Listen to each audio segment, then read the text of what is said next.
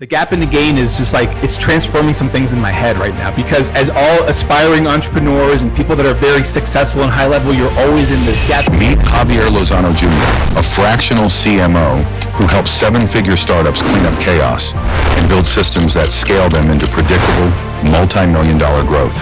And in reality, when you look back, you're like, look at the gain that I made over the past 3 months. When I look back at that, I was like, you know what? I've made a lot of gains.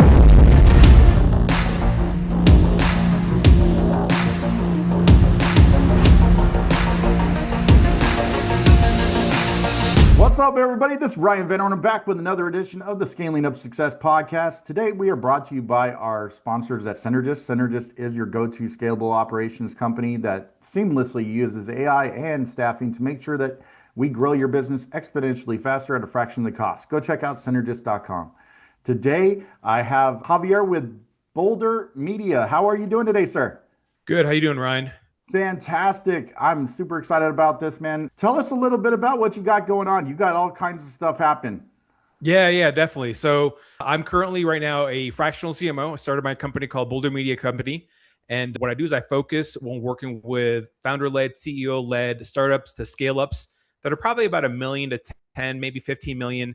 And they're just a little bit of chaos going on. So there's no systems, there's no foundation, and they're looking to scale, and there's no predictability for pipeline.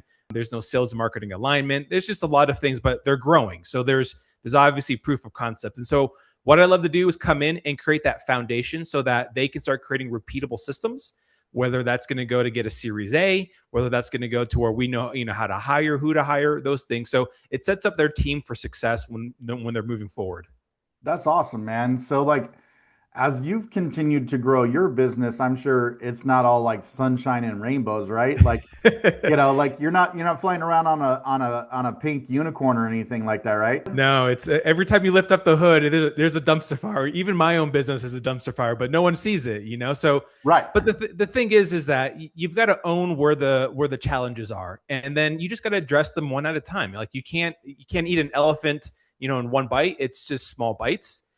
And so that's kind of how I approach my business as far as growing it as well, too, when it comes to networking and connecting with founders and CEOs. And that's how I approach when I work with other clients as well, is that we're not trying to boil the ocean. We're trying to find something that we can find predictable wins. Hey, you're doing great in these 2 or 3 areas. Let's find one where you can even have the worst salesperson and the worst messaging, and yet it still converts because there's something about it that does well. I love that, man.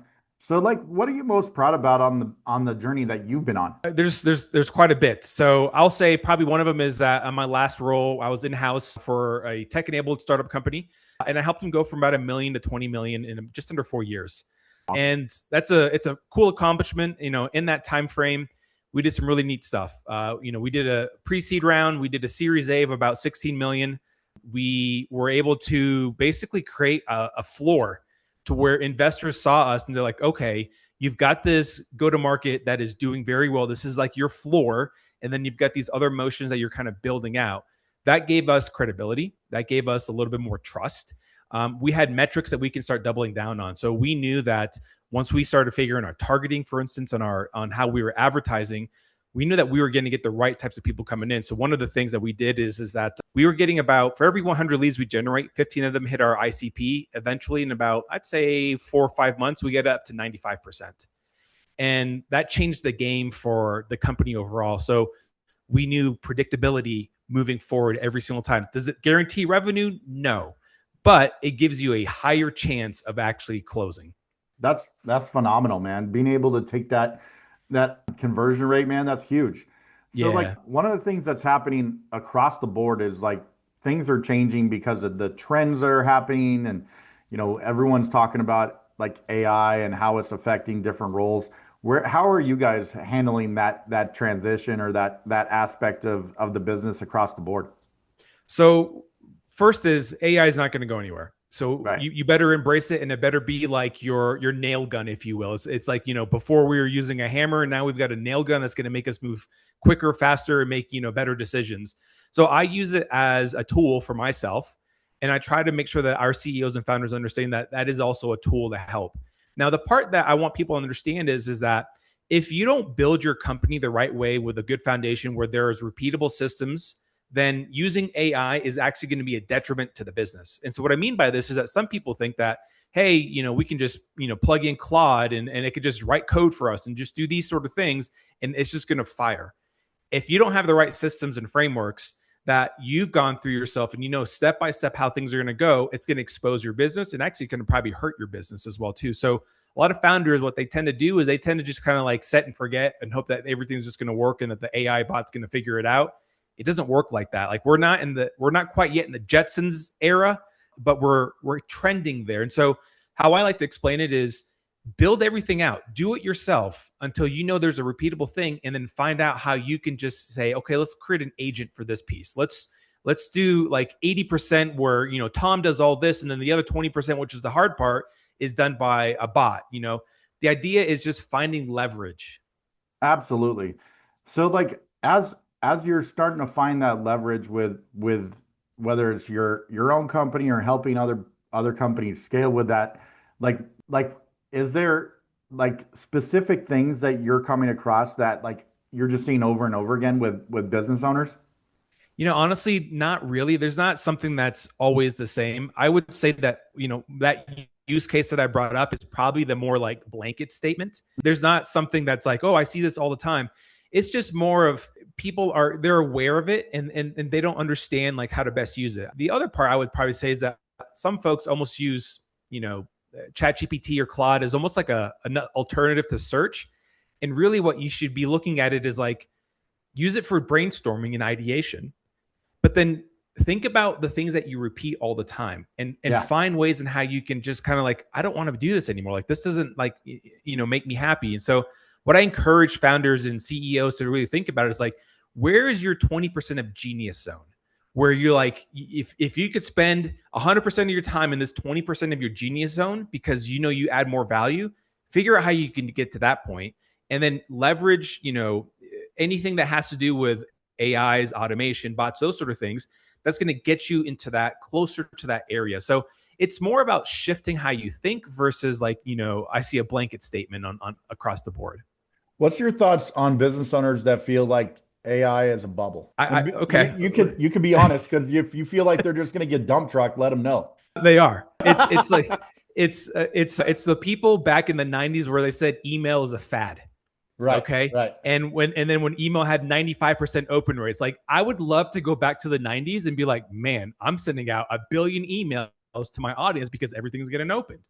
Where I'm getting to is that like, if we get into these modes of like, oh, this is a fad, this is a bubble, this is going to burst. Now, is there some things that's like, hype? Of course. Like you can't just build your entire business strictly on AI and expect to do nothing. However, there is like elements and parts of it that you need to be leveraging and sitting on it. So if you're missing this opportunity, like this is a great, in my opinion, this is a great opportunity to really start finding where you can bring it in and how it can start kind of like augment your team, and that's kind of how I look at it. So if you're one of those people that this is a bubble, it's gonna burst in the next 6 to 12 months, you might be missing the wave. Yeah. And this is the wave that you're going to be wanting to experience. So it's just crazy. Like someone told me a story the other day that they see that, and this is a tech guru guy. They see this current stage of the AI kind of movement like when the iPhone came out in 2007, 2006, and there was no app store yet. And as soon as the app store hit the market, all of a sudden a new thing, just a new wave of business kind of came in, and people that were on the verge of going bankrupt were actually kind of like going through and winning. So he sees that kind of same movement to have the app store kind of improve the phone, if you will. I love that, man. One piece that if people are like all about what you got going on, what's that linchpin, that piece that you're like, yep, I'm staking my claim. This is how we roll with me and my business. Yeah. So I see this a lot where clients are trying to go to market with almost like this big thing, and they try to sell everything versus like that one widget that they are really good at doing. And so what I try to say is that like, we want to create a blue ocean as opposed to us going into a red ocean. Yeah. And the only way to kind of create that blue ocean is to really design a point of view. So like I've got this workshop go-to-market audit that I kind of created internally that helps us kind of design these things. And so the idea here is that instead of just wondering like, well, I don't really know what it is we start kind of pulling out, pulling the layers back of saying like, where are these pieces that you do really well in, and where can we start kind of like telling this story and share our point of view and stake our claim on the top of the hill. Like, this is what we die on, and we're the best at this, no matter what. And then we start kind of peeling out, how do we want people to think about us when we talk about this? How do we want people to what to say about us? And whenever we're not in those rooms. And as we kind of start building that, we build messaging around that. We build positioning around that. And that becomes kind of like our go-to-market for that particular widget, if you will. And so that then builds out everything else when it comes to like our marketing motions, when it comes to like our demand mix and like who's going to be in charge of these things, KPIs. But it all starts from the top of like, how do we compete with all these other incumbents without going directly against them? Because everyone has that one thing. They're like, well, we're a little different here. Then let's dive into this. Let's figure it out. Yeah. I love that, man. It's my dad thing, but the strategery piece of it, man, that you're really on. I love that, man. Very cool. Yeah. Awesome. Hey, one of the things that we do here on this Scaling Up Success podcast is we get to know the founder a little bit more on a personal level. You down for a little rapid fire action? Let's do it. Awesome, man. Hey, what book are you reading right now? I can tell you're a lifelong learner, man. Yes. So I'm an audio reader. So that's kind of my thing. Right now, I'm reading The Gap and the Gain. That's a great book. I love that book. Oh, man. I'm kind of in this rabbit hole with Benjamin Hardy. I'm on one of his third books. And The Gap and the Gain is just like, it's transforming some things in my head right now. Because as all aspiring entrepreneurs and people that are very successful and high level, you're always in this gap. Like, but I didn't hit my goals. But then when reality, when you look back, you're like, but look at the gain that I made over the past 3 months. Yeah. And so, I mean, I started my fractional business back in September, October last year, and really started, actually pushing hard into it in November. And, am I where I'm at right now, where I want to be right now? No. But when I look back at that, I was like, you know what? I've made a lot of gains. And so that is a book that's really shifted my mindset. And that's huge because in the world of business, like mindsets, it's almost a game changer. I found that entrepreneurial mindset is just running your own business is one of the best things for like almost therapy. Like you have to become better for everybody else around you. Yeah. 100%. 100%. Yeah. Are you an early bird or a night owl? Early bird. So I used to never be an early bird though. I forced myself. And so the reason is because I have young kids, I've got a family. And what I realized is that I didn't want to be working out and doing other things while my kids and my family were around in the evening. So I wake up early in the morning, get my workout out of the way. We'll have either breakfast with my kids really quick or just kind of like, say hi and then take them to school, or my wife takes them to school. It just depends. Otherwise, I try to get my day going, like the important things early. And then things that I can kind of, not have as much mindset stuff towards the afternoon and after that. Very cool, man. What was the first job you ever had? Oh, gosh. My first job was making pizzas and sub sandwiches, which was about, I don't know, like a 10-minute bike ride, 15-minute bike ride from my house. So I'd ride my bike in the summertime down there. And then my parents would pick me up in the afternoon. And so that was my first job. I was making like $4.25, I think. And I saved all my tips that I got that entire summer to buy me a portable CD player. Nice. You got to love the Sony Walkmans back in the day, right? Oh my gosh. That was big time. It was like, you had to, like, at those times you had to see like what the skip ratio was so that you didn't have it skip in your car. Right. Or the ones, remember the old school ones that had the shock absorbers in there? Yes. Exactly. So, I mean, it's like, yeah, that just like dates me big time now. I love it, man. I love it. I'm right there with you, bro. Hey, if you had one superpower like the Avengers or an X-Men, what's the one superpower you'd want? Oh, that's a good question. Okay. I would say the ability to probably see into the future, like to see so that you can better prepare to what you're trying to build. That's such a hard thing. Like you always want to see what's ahead of you, but like you're kind of scared, but at the same time, like I feel like it could always prepare you in a good way. So I'd probably something like that, but I don't know if there's an adventure that actually has that superpower. So It's pretty cool the questions that I get or the responses I get from this because you can definitely tell who's in which type of career field by Yeah. that answer because you're like, dude, I want to be a prognosticator. I want to see the future. Yeah. Dude, Yeah. that fits directly into what you're doing. That's awesome, man. No, yeah, for sure. Like that's kind of what I was thinking about. I was like, that's kind of what I'm trying to create is predictability into the future. And it's so hard. Yeah, So yeah. Do you have a bucket list travel spot you would still want to hit up? travels like, around the world. Yeah, yeah, yeah. Oh gosh, yeah. I mean, my wife talked about this all the time. So, right when we got married, we went to Japan and we had a blast over there, but we only saw a part of Japan. And so we would want to go back and this time probably take our kids, obviously, because they would just love it. It's a very safe country. So I would go there in a heartbeat. I wouldn't even think twice. It's where we saw 5 and 6 year old kids riding on the subway by themselves playing patty cake. Wow. And so it's an extremely, extremely safe, country where, and the food is amazing and the culture is great and they're very embracing. Another one I would probably say is, going back to Italy or France. I've backpacked through Europe in my early 20s. I went out there for about 3 months by myself, just kind of doing whatever. And I love I want to now just enjoy the wine and enjoy the time out there and just kind of watch time go by and just kind of do that. So that would be the two right now, but there's obviously other things. A lot of it has to do with overseas though. Very cool, man. Very cool. How about if you could have dinner with one historical figure, either living or deceased, who would you want to have that dinner with? Oh gosh, that's a good one. Living or deceased. Thomas Jefferson. There you go. I like it. He and I think the reason is because like he really shaped this country in so many different ways, and that I don't think we all had a chance to really understand. Yeah. A bright mind, entrepreneur, very just what he did. And we went to DC last year with my kids and my wife, and just learning like more about what he's done. I'm like, man, this guy's pretty amazing. So I think it'd be great to just kind of have dinner with him and just kind of pick his brain. Awesome, man. Very cool. A couple more for you. What's your go-to cheat meal? Cheat meal, dude. Yeah. Anything that has to do with chocolate and peanut butter, you Let's know. go. So, I mean, if it's a Reese's cup, I'll probably devour it. So I try to, my wife has to hide candy in our house. Let's just put it that way. I love it, bro. I love it.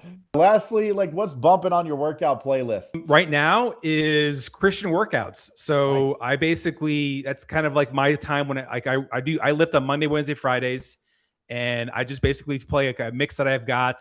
It's got like Forrest Frank and a bunch of other, Yeah. Christian based artists. That just kind of inspires me that what I need. And then at the same time, like I'm just in the zone of just getting my work done. And then when I'm doing my rucking, I'm like actually doing audiobooks. So then the other 2 days of the week, I ruck outside for about 45 minutes and it's audiobook. So those are the two things. I'm always looking to either instill positive energy that's going to help me do better things outside or instill educational things that's going to make me perform better at what I'm doing every day. Love it, man. Well, you absolutely crushed the rapid fire section, man. Well done. Awesome. Thank you. As we wrap this thing up, if you could go back in time and give yourself a younger version of yourself, like maybe getting out of high school or that backpacking trip in your 20s, and you stopped and found yourself, what's that one piece of advice you give yourself now? I would say don't hesitate on whatever you want to do. I'm a person that does a lot of thinking and researching and just, needs to almost overthink some things. Yeah. If you feel it and you're 60% like right or 70% right, it doesn't have to be 100%. Just do it. Go all in and just do it.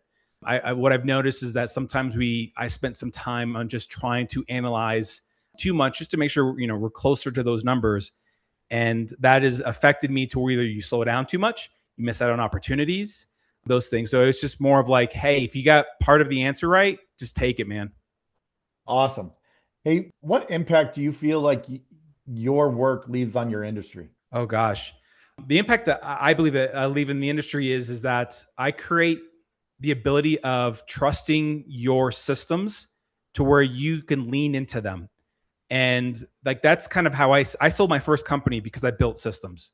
It was a very difficult company to kind of sell because it was based off of me, but then I was able to kind of remove myself out of the company and build around the systems and frameworks that I've created.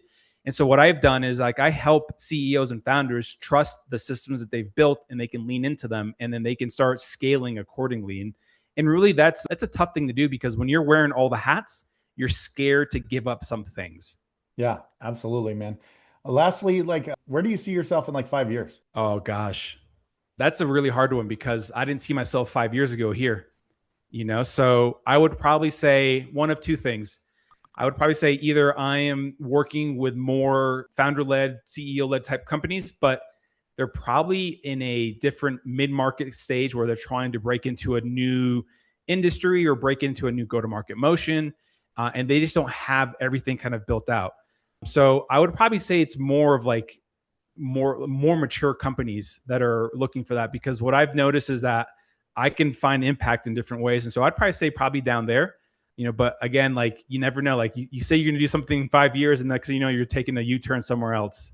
That's awesome, man. Well, I'm super excited that we got a chance to talk today. If people are interested in your services, how can they get a hold of you?